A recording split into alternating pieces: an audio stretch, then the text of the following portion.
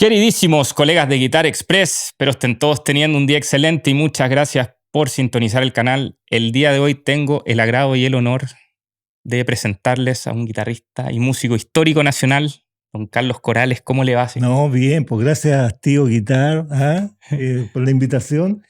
Y bueno, y dispuesto a responder lo que quieran. Incluso de aquello.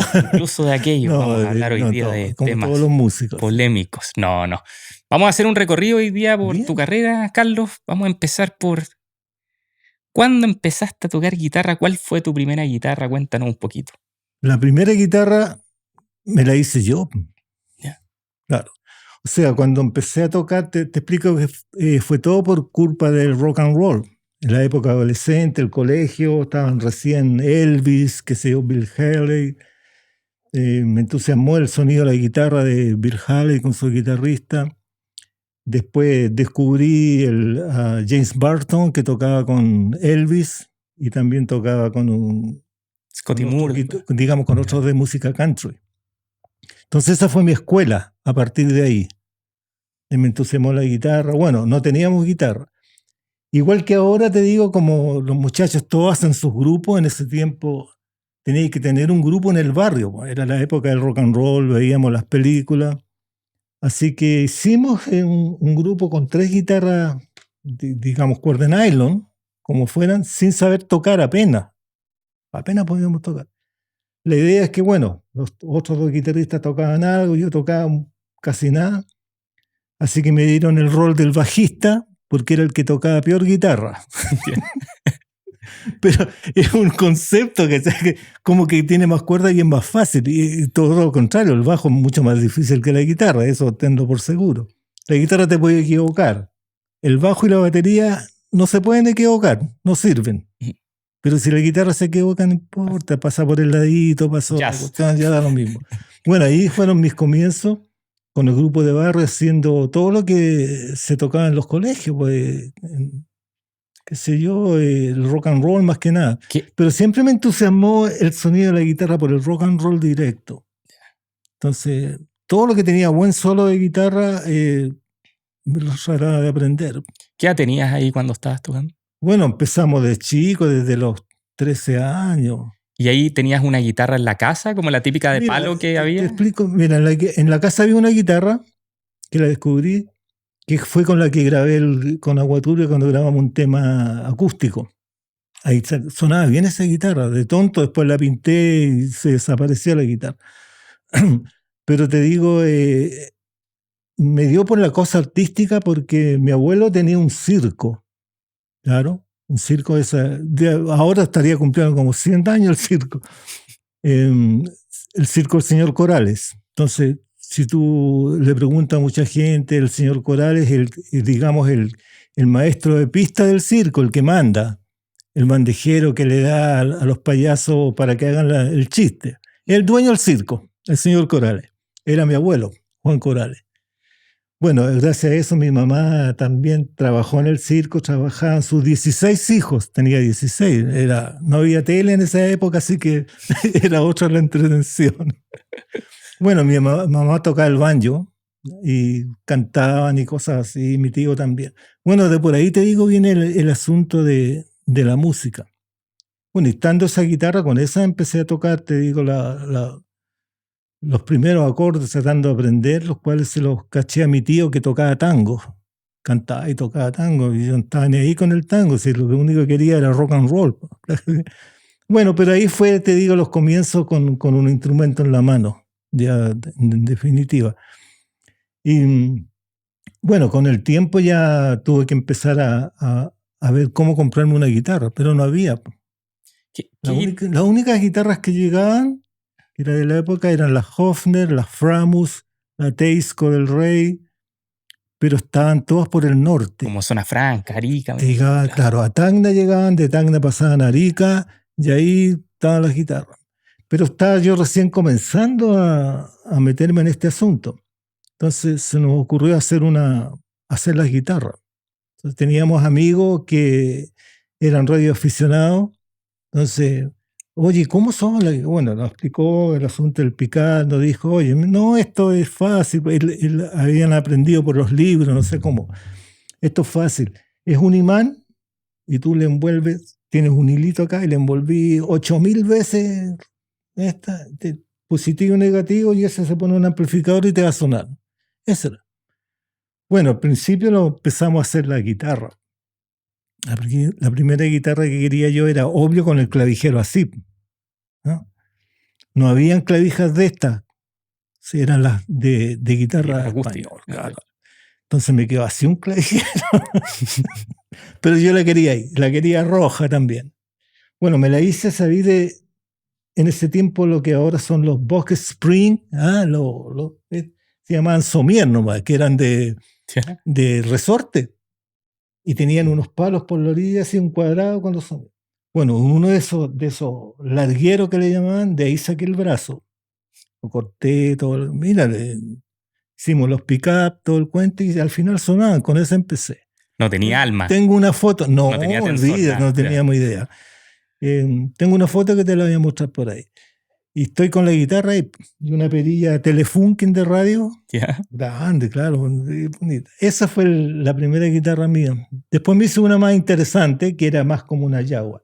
Ahora el cuento para cacharla como la guitarra no teníamos catálogo, nada. Entonces, ¿qué hacíamos? Lo íbamos al cine a ver las películas de rock and roll. ¿Te fijáis? Vimos Rebelde sin causa, un montón de películas.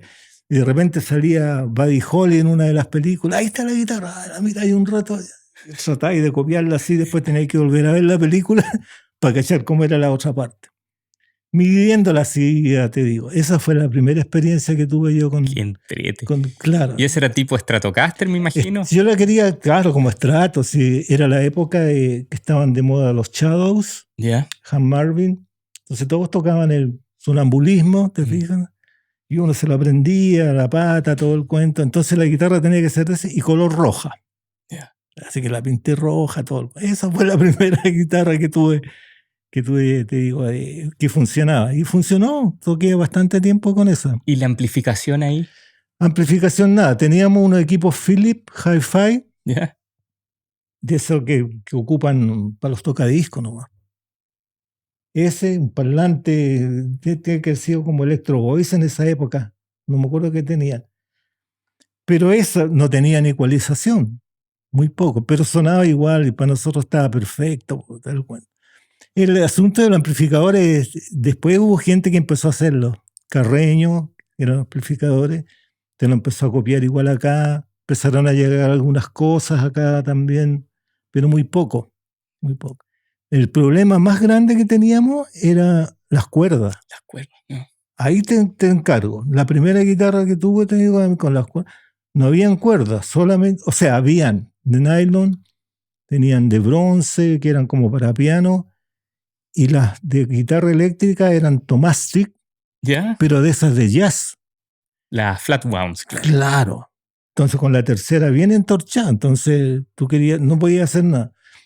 Al final empezamos a fabricar nuestras cuerdas, que era la primera, segunda y tercera, con alambre de acero nomás. El problema era cómo le envolvía la pelotita.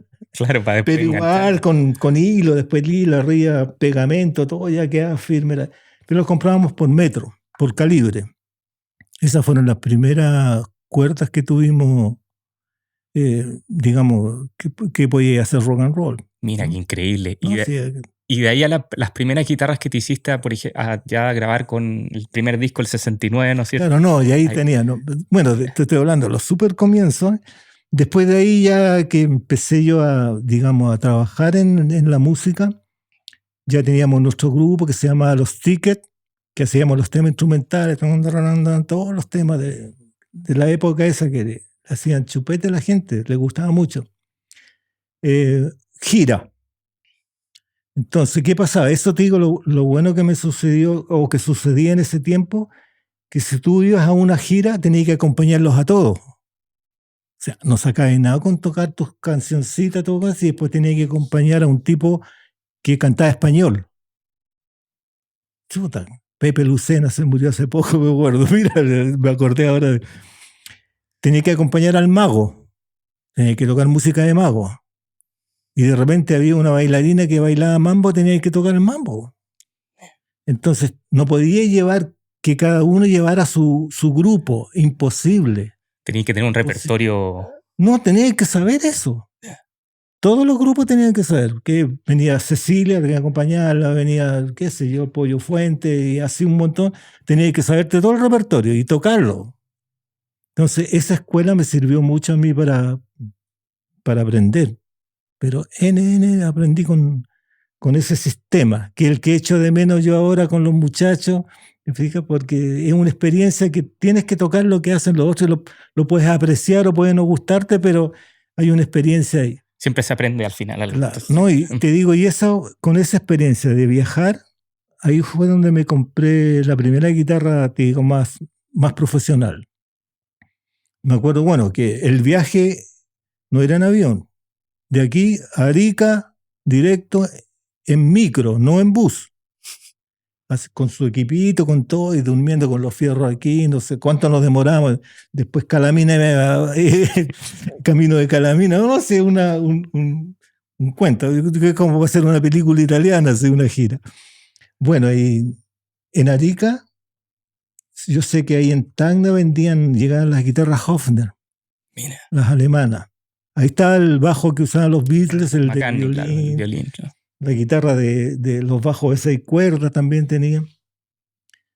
Bueno, y fuimos, te digo, a Tacna el primer día a comprarme la guitarra ya. Así que me compré una Hofner Colorama. Era forradita así como en cuero.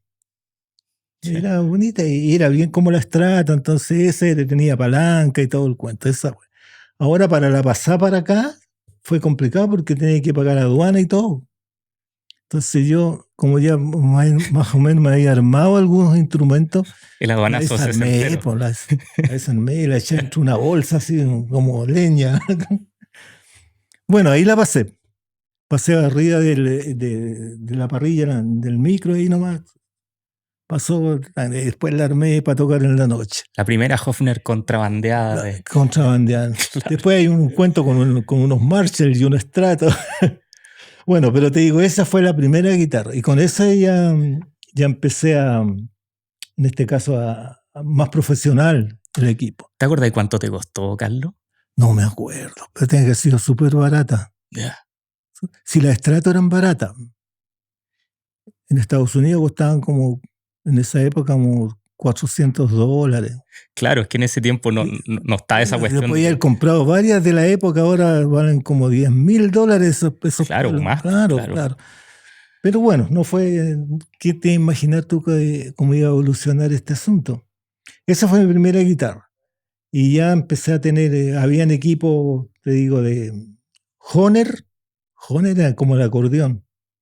Yamaha, me acuerdo que habían unos como triángulos, un montón de cosas. Esos fueron los primeros equipos. No había backline, no había monitoreo, no había luces, estaba el enchufe y listo. Con eso ya comencé yo con mi carrera, entre comillas. Después de esto, como me era fácil tocar rock and roll, porque siempre me gustó el rock and roll, me sabía los temas de Bill Haley, como te digo, de Ricky Nelson, de los Shadows, de un montón de gente. Así que me empezaron a llamar para algunas grabaciones del sello para hacerle los solos a la gente de la nueva ola. Yeah. Entonces venía el solo y yo lo tocaba el solo. Esos fueron los comienzos como guitarrista de estudio, que se llaman ahora. ¿Te pasaban la música y tú hacías un arreglo? No, es que ellos no... Había un solo que no lo podían ni escribir. Ya. Yeah. Claro, escribir los bends, las cosas, tenías tú que cacharlo, tocarlo, hacerle el adorno. Y en varios temas, te digo, me acuerdo de haber grabado cosas, hasta con Rolando Alarcón, un folclorista, ¿ya? Que era interesante. Grabamos con ellos, con el grupo, y con un montón de gente tocando. Y además tocando en los shows, los mismos gente. Esos fueron, te digo, los comienzos de que yo empecé ya en forma profesional. Y siempre con el bicho del rock and roll. Después vino todo lo que era la época de los hippies y todo el cuento, que ya ahí pasó otra etapa. ¿Ahí decidiste tomar estudios formales o siempre fue como o tener profes de guitarra para ir mejorando o fue más de calle, de práctica? No, Mire, te cuento una anécdota, era todo así escuchando. O sea, primero tenía que escucharlo porque tenía que conseguirte el vinilo. Después tenía que agarrar el vinilo que te lo prestara, ponerlo ahí, viene el solo. ¡Ay, ay, ay! Tenía que sacarlo. A ver cómo era. De nuevo. Oye, un trabajo que te lo encargo. Entonces tenía que tener más o menos oído para sacarlo. El problema fue después que inventaron los automáticos. Entonces lo sacaba un ratito y se levantaba la aguja y se iba para el lado. Era una lata. Pero había que sacar los temas así de esa manera. Era la única. Y ahí aprendí los comienzos del rock and roll, del blues, de todo eso. ¿Cómo qué temas así, Carlos? ¿Podríamos tocar algo? Claro, bueno, en ese tiempo tocaba, por ejemplo, había un tema que se llama Sonambulismo.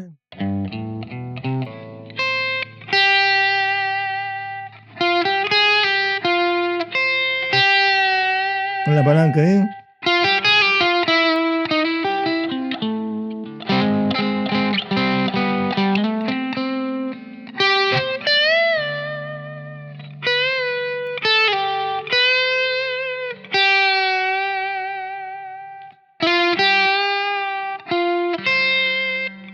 Es lo que me acuerdo.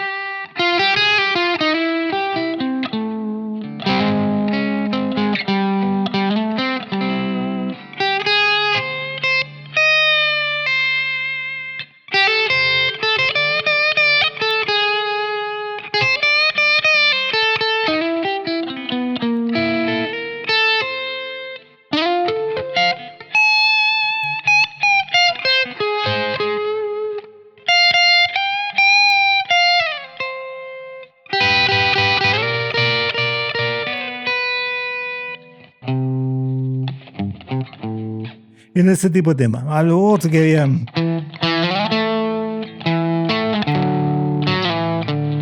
Y lo hacían con la cámara de eco. Sonaba la cámara de eco. Pero ese tipo de temas. Yeah. Entonces era la época de la guitarra que tenía que hacerlo solo y la época de la guitarra melódica. Porque es más difícil hacer melodías que hacer un solo. Claro. De repente, oye, tócate una melodía, ya tócate la canción nacional. Y uno empieza a dar la hora con las notas. Si le pegué a la del lado, no. Era el tiempo de ese tipo. Ahí empecé a tocar con eso. Bueno, y los primeros también, ¿eh? Ahí, bueno. Típico rock and roll. Claro, típico eso. La música country también en esa época. Claro. Para que pareciera guitarra de steel guitar. Claro. Pero se tocaba así, de esa manera. Ese tipo de canciones tocaba. Y además tenía que hacer el paso. Y después para el otro lado. Claro, era la época. Igual que ahora que moví la cabeza porque tienes que moverla. Claro. O hacer así, lo mismo, pero claro, si no haces así en la foto, no funciona la foto. Él tenía que hacer el paso. Esas fueron, te digo, las primeras cosas que empecé yo a tocar. ¿Y ahí empezaste a componer? O claro, como decías tú, si había estudiado algo, no, pero tenía, por ejemplo, un amigo que vivía a la vuelta de la casa. Yo vivía en el barrio de Avenida Mata, Roberto Espinosa más o menos, a la vuelta de la casa, y el papá tenía una academia de guitarras, Ragona, Academia Ragona. Él era el Rigo Ragón, era el guitarrista de los Diablos Azules. ¿Ah? Entonces éramos bien amigos, o sea, te digo éramos porque ahora ya no está él. Y siempre compartíamos cosas. Entonces cuando a él le llegaron las primeras guitarras Fender, los primeros equipos Fender que estaban acá, estaban empezando a grabar su álbum. Bueno, el que le trajo todo eso era Suber Casó, el bajista. Tenía plata, entonces trajo unos Twin, no me acuerdo, pero trajo una guitarra baja, trajo una Jaguar, no me acuerdo qué otra, el bajo de él, todo eso, pero no se trajo un Strato, porque la otra, la Jaguar, era más de lujo. ¿Sí? Mira, entonces claro. Él, claro, no voy a haber traído un Strato. Bueno, pero no importa. Independiente de eso, cuando llegaron las cosas, juguete nuevo, todos las fuimos a ver. Po. Tenía el olor a nuevo, a nuevito, y viendo, oye, ahí sonaba de verdad, po, la cámara de eco que era, con cinta, todo. Bueno, y con Rigo teníamos esa amistad, entonces me dijo, estábamos terminando de grabar el álbum y nos falta un tema. Entonces le dije, yo te hago un tema, mira, o sea, en la época en que uno cree que la sabe toda. Ya, yo te hago un tema, en serio, ya, en la onda instrumental, sí, ok, ya, mañana te lo tengo, mira, o sea, bueno, y ahí me puse a componer y le pasé la canción a él, se la aprendió bien, y después me la trajo grabada, ¿ah? Como lado B de un single, y le pusieron el nombre le pusieron Te Quiero a la canción. O sea, que al final decía, te quiero, una cosa así. Ya. Claro, y esa, te digo, después dieron vuelta el disco y fue el tema instrumental más famoso que ha habido de guitarra. ¿Me fijas? Y que era a ver si me acuerdo.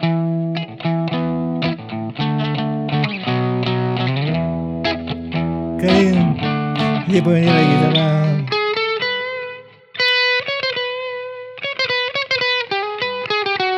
Etcétera. ¿Ah? Buenas quintas. Claro, con ese tema la pegaron. Podía haberlo grabado yo.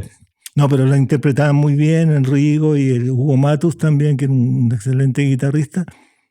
Y esas fueron mis primeras cosas como composiciones que hice. Después ya tengo otros temas instrumentales que lo grabamos nosotros, pero nada más que eso. Entonces no tengo como un profesor de guitarra. Yeah. Todo fue mirando. Hasta ahora todo lo he aprendido escuchando a los demás y mirando cómo tocan el resto. Porque tú después fuiste profesor de varios guitarristas conocidos. Sí, acá también. Claro, después me tocó enseñar. Y como yo me pongo en el lugar del que está aprendiendo, le enseño lo que tiene que saber nomás, lo mínimo, que me sirvió a mí. No es que sea la verdad.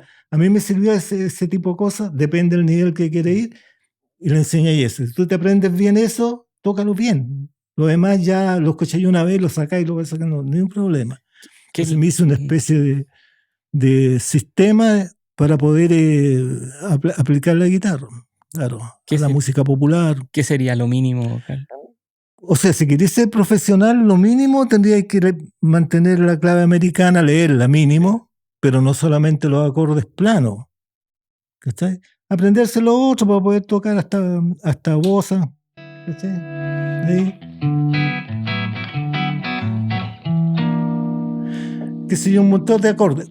Para aprenderse eso, te lo sabes de memoria por último, o con lo que sea, es lo mínimo. Y la clave te sirve para poder practicar, por un lado, para poder analizar los temas y para enseñárselo a otro. Si yo te doy una clave americana, lo tocamos de inmediato, no tenés que estar aprendiéndola todo el rato, porque es una lectura de eso, lo mínimo. Eso es lo mínimo. Y lo otro es tratar de aprenderse, lo que digo yo, la escala, que la única escala que sirve es la escala mayor, las demás se derivan todas de ahí. Si tenéis la mayor y sabéis qué hacer con esa, voy a hacer menor, le cambias una nota, te queda la armónica, le cambiáis dos, lo alterado, todo, y se te va abriendo la mente, pero hay que empezar de ahí, no equivocarse en eso. Y construcción de acordes, como mínimo. O sea, si tú tenés qué acordes te sirve con... ¿Qué acordes te sirven con eso? Pues ya. El do me queda bien. El re también. Me queda bien. El mi. En la misma escala. Fa.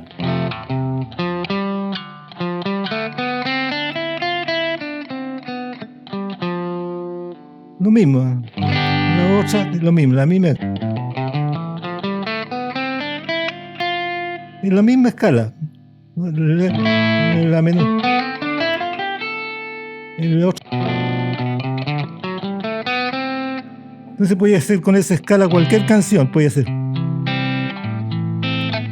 La misma escala para todo.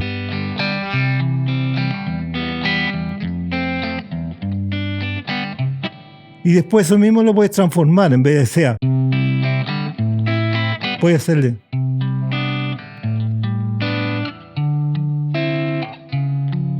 Sustituto.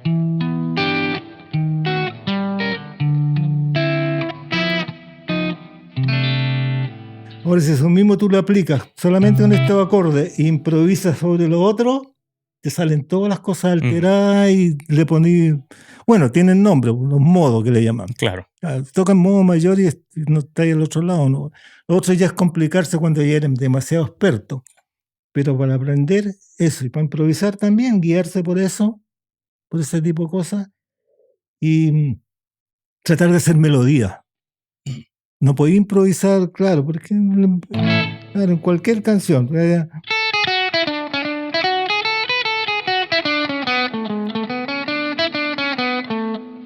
O sea, sale raro. En cambio, tú puedes hacer.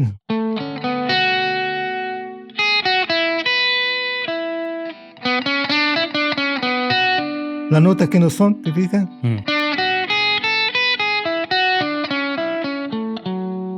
Y después le agrega las que están en el medio, no tiene problema.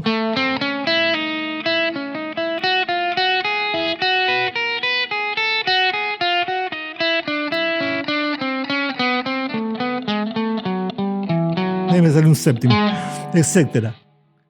Pero es cuestión de, es cosa de, como te dijera, de entenderlo.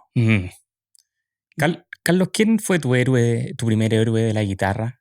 ¿Cómo entiendes? ¿Quién fue tu primer héroe de la guitarra? El primer héroe, como te digo, tú dijiste, Gary Barton. Yeah. Claro. James Barton. Gary Barton era un xilofón. James Barton, claro. Al principio, cuando...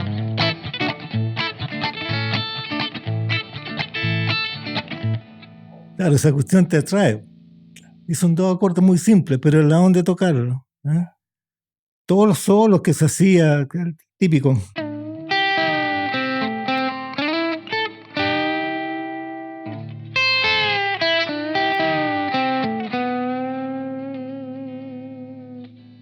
Son cosas muy simples, pero que con el tiempo, te digo, no pasan. Es más difícil de repente hacer eso que hacer a lo mejor algún ejercicio muy complicado que te va a servir hasta que venga el japonés más chico y lo haga más rápido, ¿no? Claro. Pero si viene otro y hace esto mismo y le varía, no tiene más sentido. Tiene más sentido. Carlos, ¿y cómo fue esta transformación de rock, ¿no es cierto? Rock and roll, a ya un blues más psicodélico, etc. Claro, es que siempre te digo, la base del rock and roll es el blues pop. Y me acuerdo de los primeros discos que estaba dentro del rock and roll, que era Elvis. Elvis era un cantante de blues.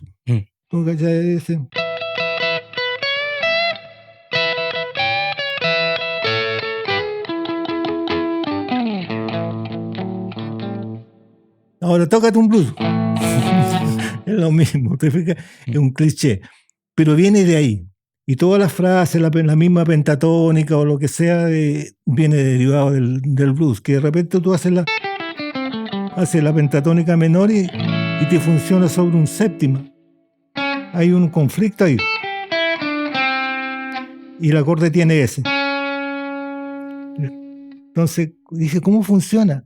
Pero funciona, no hay una explicación. Chao. Entonces, y está sobre eso, podría estar un menor. Es la misma, entonces, ¿por qué funciona? No sé, es porque viene, no sé de dónde vendrá de la mente el cuento que funciona, esa nota que nos corresponden, funcionan bien. Ahora los jazzistas hacen las que corresponden y se les forma, digo, otro sustituto, otras cosas. Pero por ahí. Y descubrir eso nomás. Y la parte psicodélica ya con agua turbia y todo eso. Claro, bueno, nos tocó, yo creo que esa es una cosa que nos tocó vivir a nosotros. Yeah. Puede haber sido otro.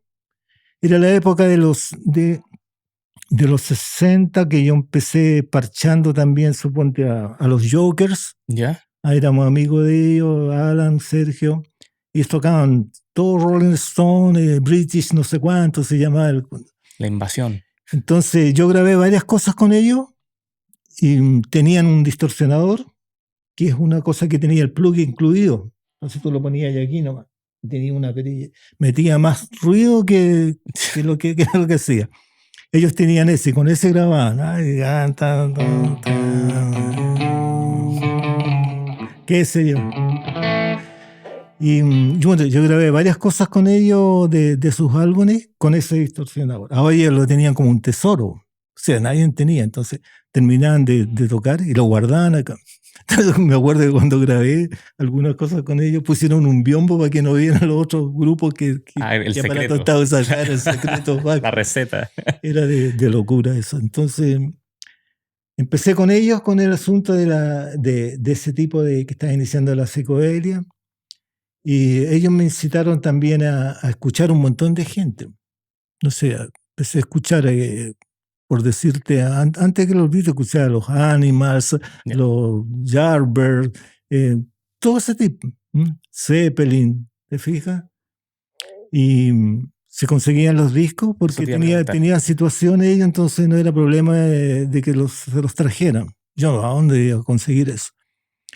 Y me pasaban los discos, yo lo aprendía y me empezó a dar más la tendencia para eso, para el folk rock también. Todo lo que estaba pasando. Además era una época de harta creatividad. Y estaba abriéndose el ser humano a otras cosas.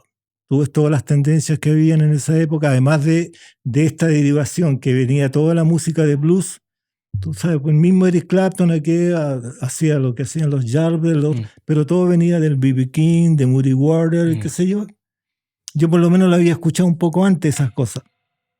Entonces lo que pasó es que empezaron todas esas tendencias a envolverte.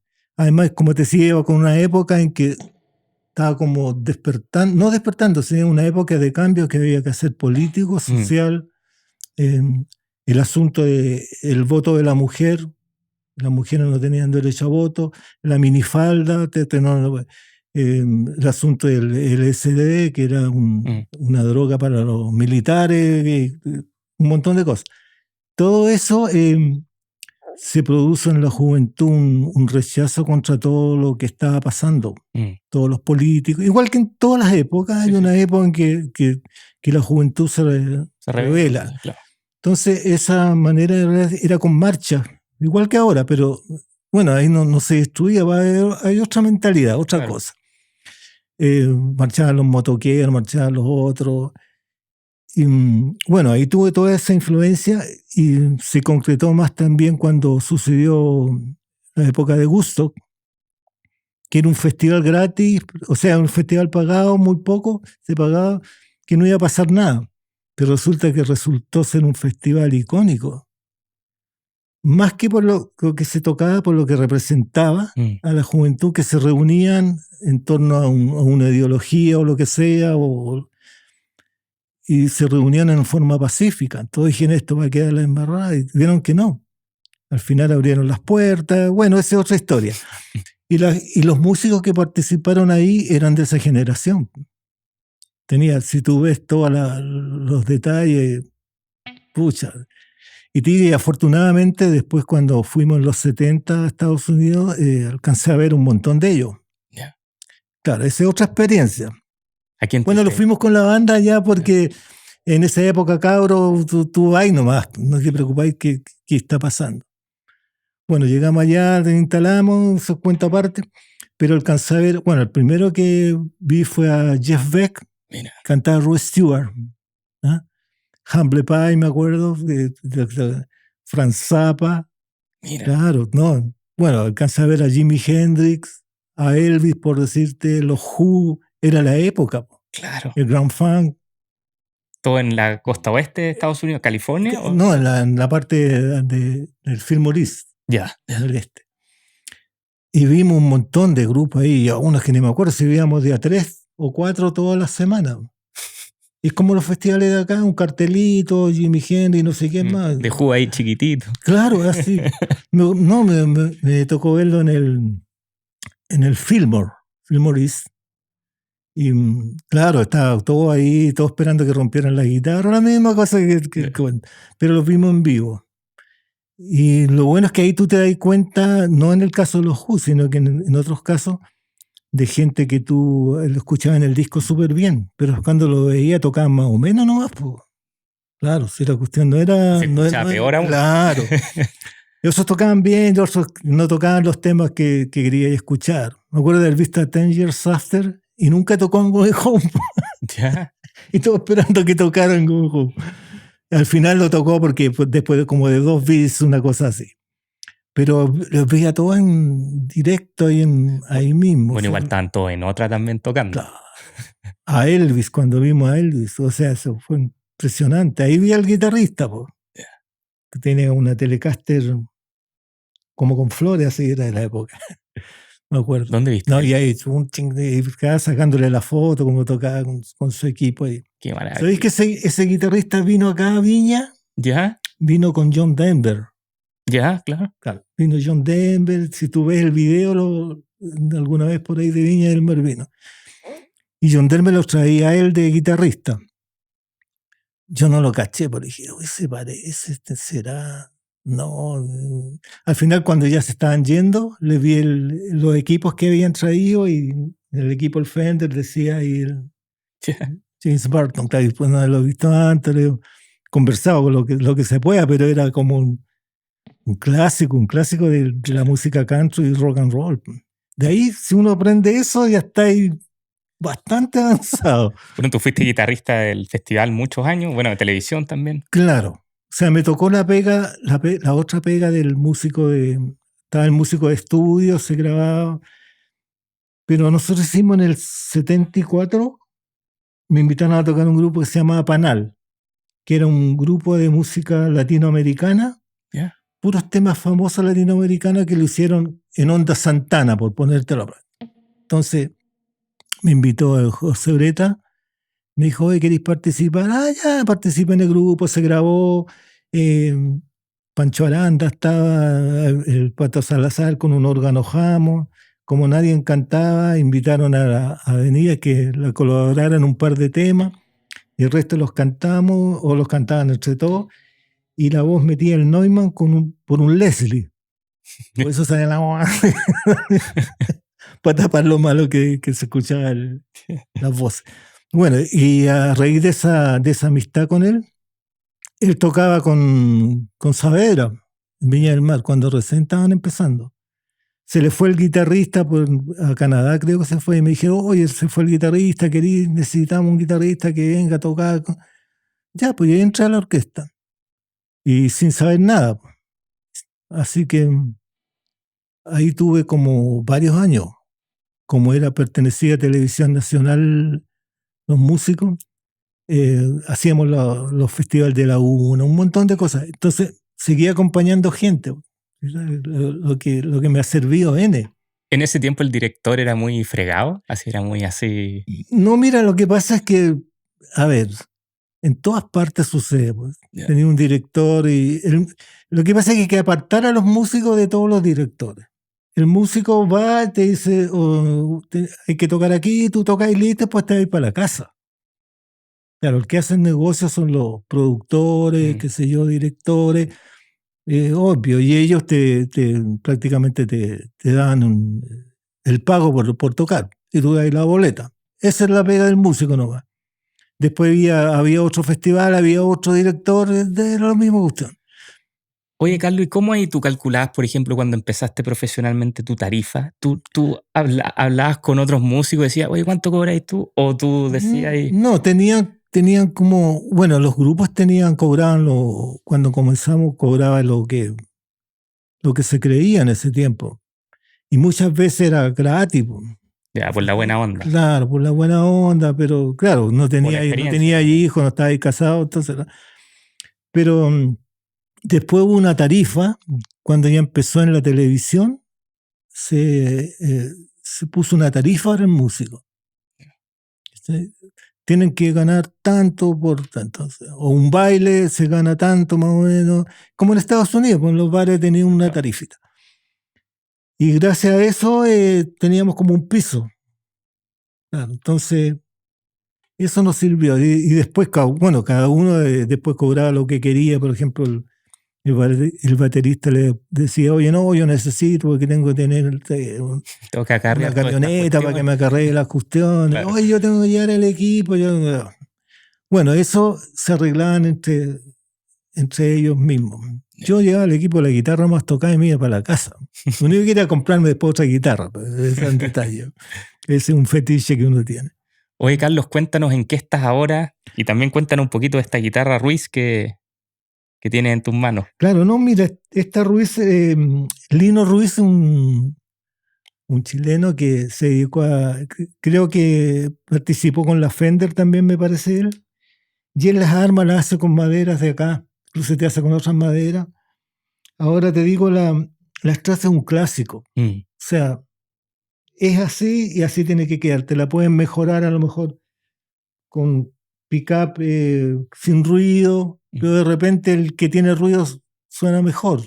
O sea, depende de muchas cosas. Claro. Y lo bueno que te digo que tiene un estrato que él lo logró también, que le puso buenas maderas a los brazos. Qué lindo el brazo. Lo hizo bien bonita, le hizo ahí un dibujo. Tiene buenas clavijas, pero lo demás es un estrato normal. ¿Eh? ¿Cómo funciona?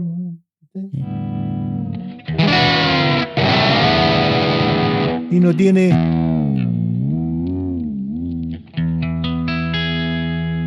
No hay que apretar nada. Pero esos son detalles que yo le he hecho que tienen que ver con esto, tienen que ver con las clavijas, con la posición. Todo esto tiene que ver. Si tú lo aprendes a conocer, cualquier estrato la puedes, siempre que sea decente, la puedes que te funcione bien. Que funcione. Así que, bueno, igual hicimos un cambalache por un equipo que tenía y nos regalamos cosas así, porque todo trabajo tiene que ser remunerado. Sí, claro. Claro, es un trabajo, imagínate, es harto. Así que ando con esta y la demás que me las he armado yo, que tú las vas a ver después. Eso, comenten acá abajo si quieren que hagamos un caverna de colegas aquí en la casa, claro, en el estudio de Don Carlos, que tiene hartas joyitas, claro, el Ampli Music Man, el Carvin ese está interesante. Sí, hay hartas cosas interesantes ahí. Bueno, ahí vamos a conversar harto de eso. Y en lo que estamos ahora, en lo de siempre, tratando de crear, creando cosas, actuando con la flaca, con Denise. Tenemos 2 músicos que los tenemos de planta. ¿Ya? Ellos trabajan igual en otras partes, porque no están los tiempos de decirle una exclusividad a un músico, a nadie, a no ser que yo le haga un sueldo mensual. Claro. Le hago un sueldo mensual y el tipo está en la casa así. Ya no tiene problema. Pero no es el caso. Hay que tocar cumbia ahí. Entonces, afortunadamente te digo, tenemos 2 muchachos, Javier Barahona y Jimmy Correa, que son profesionales. Tocan bien los dos. Entonces, el cuento mío es que a mí me cabrea estar ensayando una cosa que es tan fácil. Ellos se la aprenden de inmediato, no tienen problema para eso. Se acuerdan más que uno de repente. Entonces, eso te facilita mantener la banda. No ensayamos nunca, solamente si tenemos una actuación, nos juntamos en la semana 1 o 2 veces. Y está ahí al otro lado. Porque el concepto de la actuación de nosotros es no tocar exactamente igual que el ensayo todo, sino que apréndetelo y toquémoslo en el escenario. Si el solo va más largo, va más largo. Si no entró la cantante, la esperamos. Qué sé yo. Entonces, yo creo que te diviertes más de esa manera arriba del escenario. Claro, porque estáis pendientes, o si tienes algún invitado. La idea es pasarlo bien arriba del escenario. Un buen consejo. Entonces tienes que, a esta altura, rodearte con músicos eficientes. Que no te tenés que estar enseñando. Le decís, oye, escúchate esto. Ah, listo, una. ¿Qué más? Si no es tan difícil el repertorio. De repente tratar de un poco de emular lo antiguo tampoco, porque es imposible. Yo escucho los discos y sé las partes que están malas, pero si tú tratas de mejorarla no es lo mismo, sale peor. Sale perfecto, entonces se escucha como frío. Claro. Se escucha, tiene que ser con la bulla ahí y todo. Bueno, ese es otro cuento aparte. Oye, Carlos, en la misma línea, ¿qué les podrías recomendar a los chicos más jóvenes que de repente quieren ser músicos, quieren ser guitarristas, quieren estudiar músico, quieren dedicarse a esto? Claro. Mira, es difícil recomendar recomendar algo porque yo pasé por un escenario diferente. No tiene nada que ver con lo de ahora. Ahora hay demasiada información. Mucha información. Más fácil sacar las cosas. Te las enseñan nota por nota, te ponen un video. Podéis estudiar todo sin ir a clase. Si tenéis talento, no tenéis problema, porque está todo en internet. Todo. Te aprendís quieres sacar los temas, los sacáis y todo. Entonces es difícil dar un consejo. Lo único que sí, que a lo mejor puede servir, que no paren nunca de tocar. Toquen harto, hay que tocar harto lo que más pueda. Y ojalá llegue el momento en que no vaya nadie en gratis a ninguna parte. Yo sé que es difícil. Es difícil. Pero el hecho de ir gratis, ya fuiste una vez, después no te pagan más, po. Entonces, y lo otro consejo es sacarse de la mente de que uno es emergente. Emergente, el que está asomando por la venta, emergiendo, no sé, será como un pescado, no sé. ¿Estáis asomando a qué? Entonces, la mente se pone complicada cuando ya te creí emergente. No, es que no me dan las oportunidades. A mí nunca me dieron las oportunidades, las gané como sea. Es que no nos apoyan acá. Claro, es difícil que te apoyen si no te conocen. Entonces voy al bar a tocar gratis porque nadie me conoce, pero igual voy a tener que volver a ir gratis no sé cuántas veces. Ahora, tampoco un buen consejo es decirle no vayan a tocar a los bares. Igual tenéis que... Por eso te digo, es diferente, es difícil hacer digamos, dar un consejo en ese sentido. Son dos escenarios completamente diferentes. Tú vas a la casa de música, te compras un instrumento y bueno, y buen precio y sin problema, y podéis tocar. Quieres tocar, pones internet y salen todas las cosas. Entonces el papá te dice, no, mi hijo es músico, ya toca guitarra. Es diferente ya dedicarse a la música, claro. Me ha pasado con varios. No, si tocan perfecto, pero no, va más allá de eso. Es difícil dar consejo en ese sentido. Salir a la calle, tocar con otros músicos. O sea, toca con más músicos, primero, sí, y lo otro, nunca dejes de escuchar otro tipo de música. Sobre todo si los parámetros que tienes que tener, que hay que tener, es de los que inventaron esto. Claro, si te gustan los Beatles, por decir, ya perfecto, escucho los Beatles, pero los Beatles escuchaban a otra gente. Claro. Y esa gente escuchaba a otra. Y va evolucionando. Entonces, si uno aprende eso, uno trata de evolucionar ese estilo, buscarlo. Claro, empezar con los primeros bluseros y después al final viendo que a lo mejor Joe Bonamassa tiene otra onda, y hay cualquier cantidad. Entonces, hay que tocar, no digamos tocar de todo, sino que aprender de todo. De repente ve un grupo de cumbia, ¿sí? Y el guitarrista y lo hace reír. Buenísimo. Eso es impecable. Uno trata de hacerlo, no puede, claro, porque no tiene el estilo, las condiciones. Eso por un lado, te digo, siempre hay alguien a quien aprenderle. Siempre hay alguien que sabe más que tú. Y va a seguir siempre. Cuando sacas cuando dices, no, ya me sé todo. No, siempre hay alguien que te va a joder en ese sentido si te lo ponía en la mente. Y tratar de acercarse a la gente, aunque de repente, te digo, hay muchos artistas nuevos que no sé cuál es la idea, que de repente, oye, no, pucha, llevan a los mismos de siempre. O van puros famosillos nomás. Entonces, ¿para qué hacer una comparación odiosa? Se supone que el mismo de siempre era la Violeta Parra también. El mismo de siempre se ha hecho una carrera. Ya sea que a uno le guste, no le guste, que sea malo, feo, lindo, todo lo que querés, te dice una carrera. Entonces, no es que no digamos una cosa de respeto, sino que no tiene sentido. No se hace sentido hacer eso. No, que los famosos, no, que a este lo pusieron más grande y a mí me pusieron chiquitito. O sea, tenés que mirar la parte comercial. ¿A quién pongo más grande? ¿A Guns N' Roses o al grupo mío? No vamos a poner al otro. Más que músicos, claro. Además que gana más plata. Entonces te digo, es difícil dar consejos en ese sentido, pero tratar de hacer más música. Eso. De música, aprender. Si de repente no te gustan los bossa nova, escucha los primeros bossa nova. Hoy tienen su acorde, su casa. Trata de improvisar sobre eso. Igual vaya a seguir tocando blues, rock y todo metal, todo lo que quieras. Pero lo otro te va a dar, te abre la mente, Eso. te le abre la mente más.